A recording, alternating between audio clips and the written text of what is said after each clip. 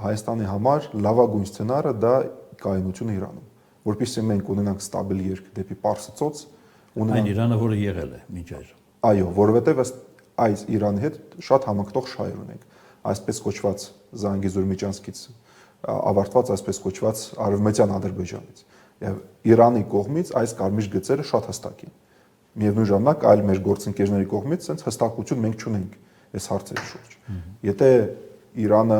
գնանք բացասական սցենարով, պարակտվի, ինչ որ Սիրիայի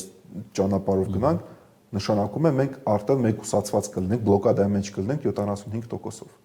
Որտեղ Թուրքիայի սահմանը փակ, Ադրբեջանի սահմանը փակ, Իրանի ներսում քաոս եւ մենք լովին կախված ենք Վրաստանից։ Բարձր որ սա մեր շահերից չի բխում։ Իսկ Ադրբեջանի տեսանկյունից, այո, եթե այնտեղ լինի պարակտում, ինչ որ sense ազգայնական Ինչ են սպասում է Ադրբեջան։ Այո,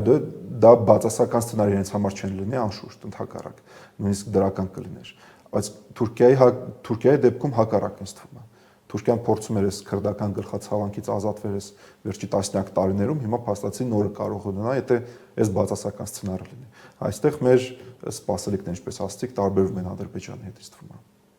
Եվ ասում են Թուրքիայի որոշումները Ադրբեջանի նկատմամբ առայժմ գործում են։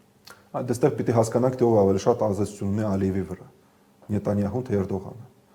Եթե Էրդողանը, ապա այո, եթե Նետանյահուն, ուրեմն Ադրբեջանին ինչ որ մի փուլում, երբ որ արդեն Իրանը սպառնալիք չներկայացնում Ադրբեջանի համար, կտեսնենք, որ խաղի մեջ են։